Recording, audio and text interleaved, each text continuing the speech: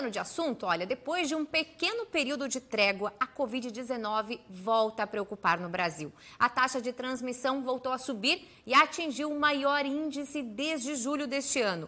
Uma variante nova, chamada BQ1, subvariante da Omicron, pode ser responsável pela aceleração da taxa de transmissão do vírus. A cepa foi identificada inicialmente no Amazonas e agora já registra infecções no Rio de Janeiro e em São Paulo. Mas quem vai trazer mais detalhes para a gente é o superintendente de Vigilância Sanitária aqui de Santa Catarina, Eduardo Macário. E a gente já começa perguntando, boa tarde, Eduardo, como é que é possível identificar e diferenciar essa nova cepa desses sintomas gripais que a gente costuma ter? Inclusive, a gente tem visto bastante pessoas gripadas, mas talvez não é gripe, né? Pode ser Covid?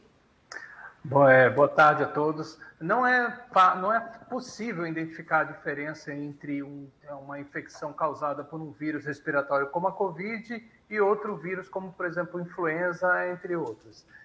O que nós temos realmente são uma grande circulação de vírus respiratórios que aconteceu durante o inverno, deu uma reduzida agora nas últimas 5, 6 semanas e nós chegamos até a alcançar 1.300 casos ativos e hoje menos de 1.300. E agora, nesse momento, nós estamos tendo um recrudescimento, ou seja, um aumento do número de casos de Covid e muito provocado, sim, pela variante BQ1.1, que inclusive já foi identificada aqui em Santa Catarina.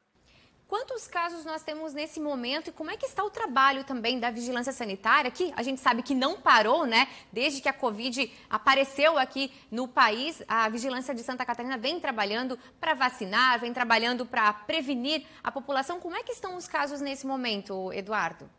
Bom, nós estamos com uma elevação no número de casos leves. Os casos de síndrome gripal, eles têm aumentado. Nós partimos de 1.300, já estamos com 2.300 casos ativos, ou seja, 1.000 casos ativos a mais do que na semana anterior.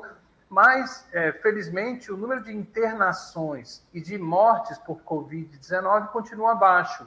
Isso, a principal explicação é porque nós temos uma população que foi muito vacinada. Nós temos mais de 80% da população que já recebeu a primeira e a segunda dose e uma boa percentual dessa população já recebeu a dose de reforço. Mas com a chegada, com o surgimento dessa subvariante BQ1.1, a tendência é que o número de casos leves aumente, porque existe uma facilidade de transmissão dessa variante em relação às demais, inclusive em relação à própria Omicron original que surgiu lá no final do ano passado. Mas, felizmente, essa elevação do número de casos leves pode não ser acompanhada por uma elevação de casos graves e nem de mortes se a população continuar mantendo o seu status vacinal atualizado. Portanto, a principal recomendação para esse momento, principalmente agora num período que antecede as festas de final de ano, que as pessoas virão se confraternizar e terá muitas aglomerações, é buscar fazer a primeira dose de reforço, a segunda dose de reforço e para aquelas pessoas que ainda não tomaram nenhuma dose de vacina, procurar fazer o esquema primário inicial para que se proteja contra essa possível nova onda de infecções por Covid-19.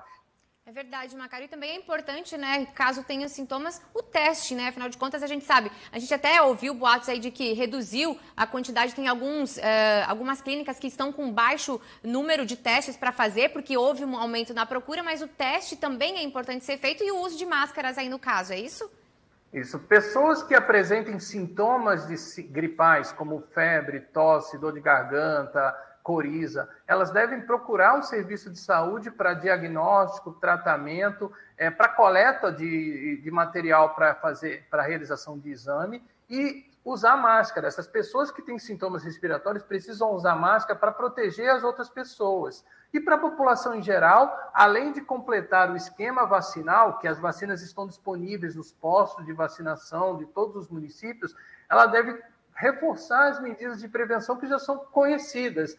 Manter os ambientes arejados, principalmente agora que as temperaturas irão aumentar, vai ter mais calor, então manter a ventilação dos ambientes, usar o álcool gel, lavar as mãos com água e sabão, álcool gel sempre que possível, evitar aglomerações e, se for para ambientes com aglomeração, utilizar a máscara, que a máscara é uma eficiente medida de prevenção contra a doença, principalmente pessoas que têm maior vulnerabilidade, idosos, pessoas com doenças crônicas, gestantes, e também pessoas que apresentam qualquer tipo de imunossupressão, elas têm que tomar um cuidado adicional e aí reforçar o uso de máscaras sempre que estiver em ambientes fechados ou aglomerados.